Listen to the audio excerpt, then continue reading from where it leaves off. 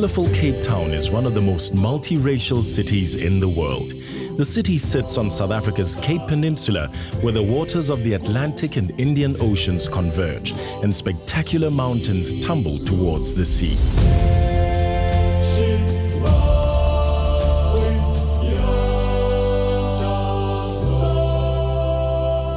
For centuries, the Cape of Good Hope was synonymous with danger as European ships bravely rounded the perilous waters en route to the riches of Asia. To resupply those passing ships, the Dutch created a tiny outpost in 1652, a settlement that would blossom into one of the most beautiful cities in one of the most breathtaking settings on earth. For decades, Cape Town has been buffeted too by the crosswinds of social upheaval. But just like those early ships, Cape Town had endured some of history's most turbulent waters and set course to an optimistic future.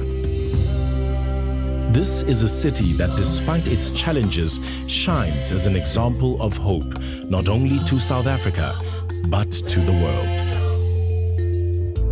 Cape Town's central area is situated in the City Bowl. This amphitheater-shaped area begins at the edge of Table Bay and is backed by the iconic 2-mile-long plateau of Table Mountain. Near the bowl's center, you'll find the Castle of Good Hope. This Dutch East India fort was the center point from which the city grew.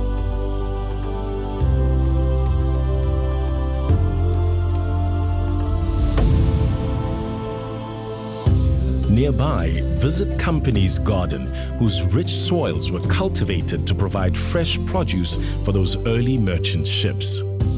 All around the gardens, some of the city's most important institutions sprang up, such as the Parliament Building and the National Library. On the park's southern end, in the South African Museum and Planetarium, experience the wonders of Africa, from the power of pre-colonial rock art to the giants of the Cape's natural world. While just a few steps away, centuries of creativity are on full display at the National Gallery.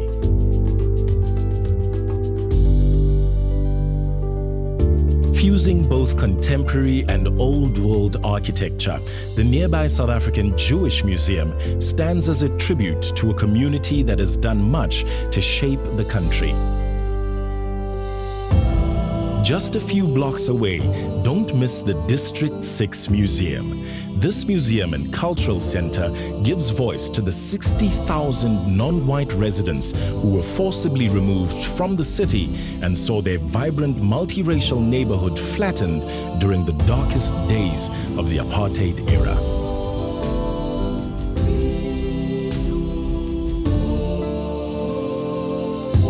Thankfully, one neighborhood that was spared from apartheid's wrecking ball is Buurkamp. Despite decades of racial segregation, traditional Cape Malay culture proudly continues amid the row houses and cobbled streets of this incredibly colorful hillside suburb.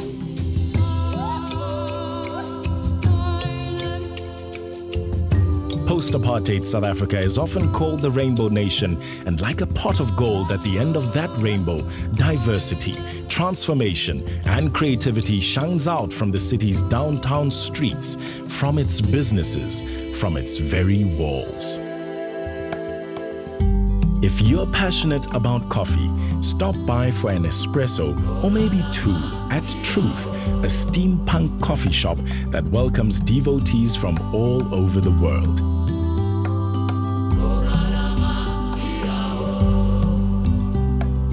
Once you've had your caffeine fix, wander along Long Street, where elegant Victorian architecture, fashion, and food collide, creating one of the mother city's buzziest streets. When the coffee wears off, sit on a balcony with an ice-cold beer and watch the world slip by below.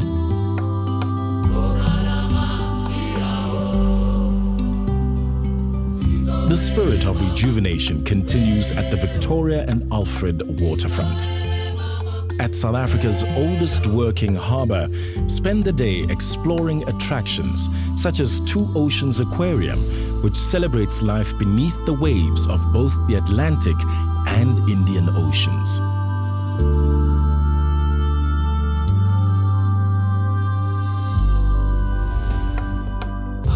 The waterfront is also the gateway to one of the world's most infamous prisons, Robben Island.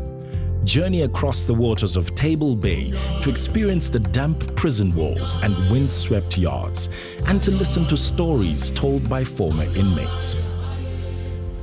For 3 centuries, this was a place of exile, largely unknown by the outside world, until 1964, when the anti-apartheid revolutionary Nelson Mandela was imprisoned here for 18 years.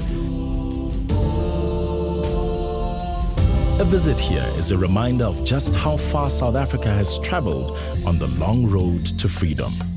Mandela would one day rise to become more than South Africa's first black president. He became the father of the nation and inspired countless millions around the world.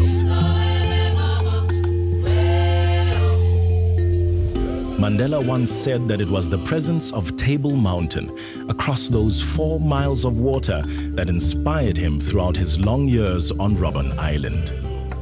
Wherever you are on the Cape, Table Mountain is there, a beloved landmark that helps locals and visitors alike to find their way.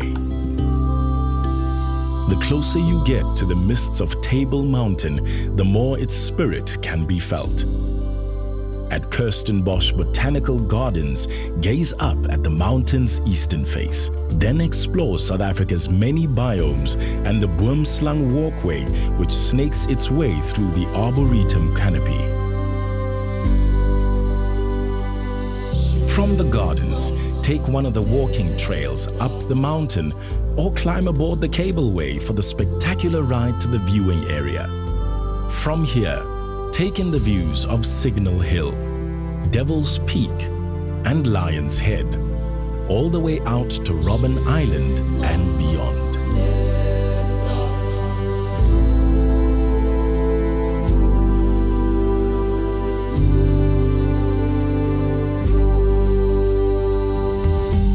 Cape Town is one of the world's great beach cities, with countless beaches, bays, and seaside communities, each with its own unique vibe. From Greenpoint, the site of Cape Town's futuristic stadium, head down the western coast of the Cape Peninsula to one incredible beach after another.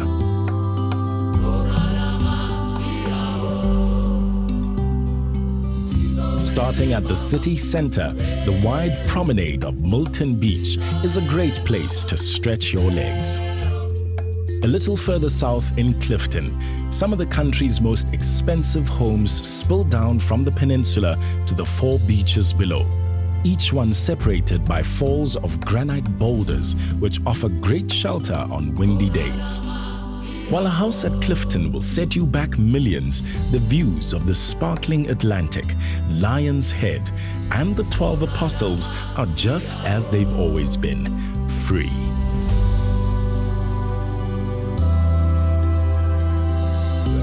At neighboring Camps Bay Beach, the Saint-Tropez theme continues. Just a 5-minute drive from the center of Cape Town, enjoy fine white sands, a tranquil tidal pool, and your pick of over 20 restaurants and cafes. 6 miles down the coast, things mellow out even more at Llandudno Beach. Pull on a wetsuit and enjoy the waves, or just explore the massive boulders. Life is simple here. There's no streetlights, no restaurants, and not a single shop.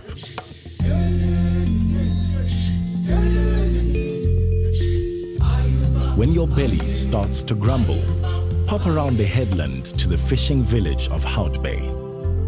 Cool off with a craft beer. See what's cooking at the markets.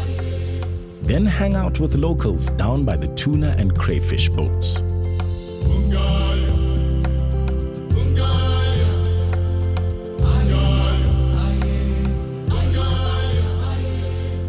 Once you've explored the peninsula's western coastline, the eastern side awaits.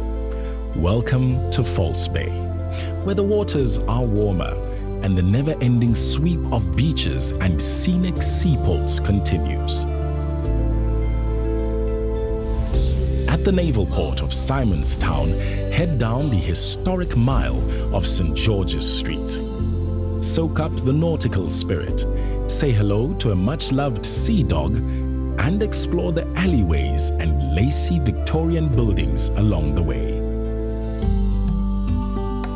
Don't leave Simonstown until you've visited Boulders Beach, one of the few places in the world where you can get close to endangered African penguins.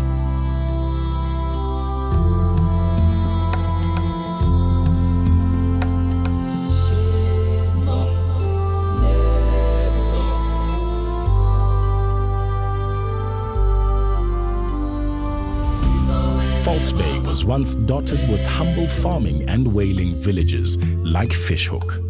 From here, follow the coastal walk around to Colt Bay, where writers, musicians, and artists have replaced the whalers and lime burners of yesteryear. Thankfully, the bay's fishing boats still put out to sea, ensuring the local restaurants are always well stocked with the freshest seafood.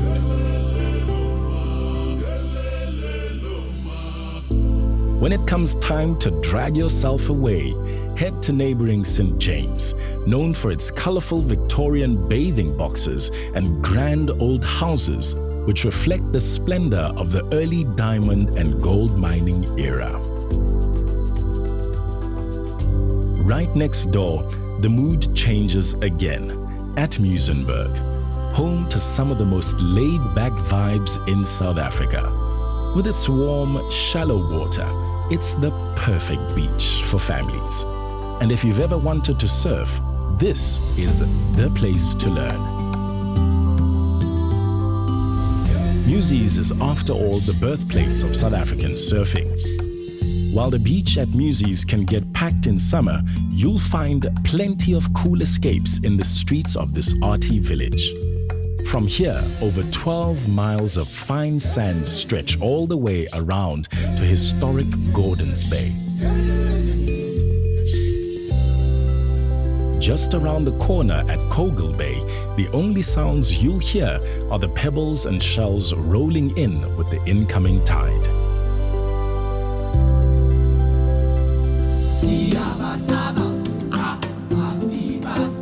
Cape Town's riches don't end with its beaches. It's also blessed with some of the best wine-growing country in the world.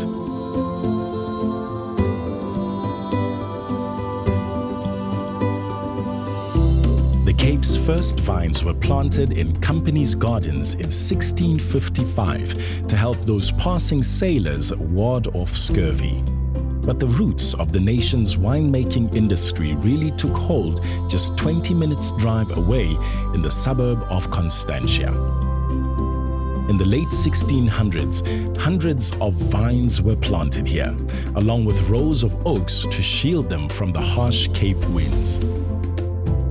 From here, those vines spread far beyond Cape Town into a region now known as the Winelands. Choose from 18 different wine routes centered around historic villages and towns, and discover vast vineyards in settings that will take your breath away. Many of the estates are characterized by historic Cape Dutch-style manners, as well as restaurants and tasting rooms where you can savor the very essence of this fertile land. After touring the acclaimed wineries of Paarl, such as Laborie and Vrede and Lust, explore the streets and architecture of this 300-year-old town.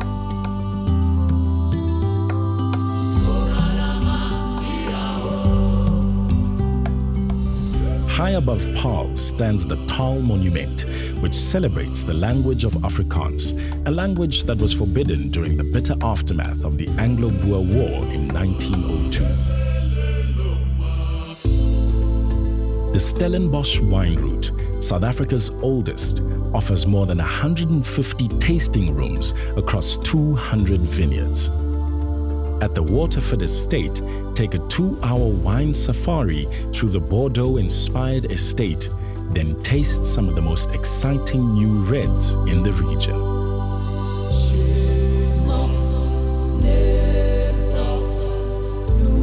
Just a 30-minute drive from Stellenbosch and only 50 from Cape Town is perhaps the most beautiful wine route of them all, the Franschhoek wine route.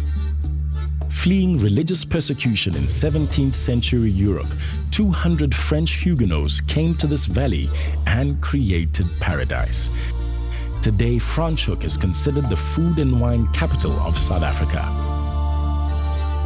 At Boschendal, one of the country's very first estates, the influence, style, and passion of the French is everywhere. It also lingers in the town itself, in the galleries, the museums, and in the memorial, which depicts a female figure casting off the cloak of oppression and gazing towards an optimistic future. Before you head back to Cape Town, head up Franschhoek Pass, one of the Cape's most scenic drives. High in the Montreuil Nature Reserve, soak up the views of the valley below and wander hillsides filled with proteas, a flower first discovered on the Cape and now cultivated all over the world. In local tradition, the protea represents transformation, courage, and hope. Cape Town is a city which shares the same soil, so it's not surprising that it embodies those same qualities too. But Cape Town is more than just a single flower. It's a garden. From its earliest days as a resupply station for passing sailors, through the bitter harvests of the apartheid era, this is a garden where hands of every color have planted seeds of hope and have held the fruits of freedom. So come and savor the colors, hope, and freedom of Cape Town.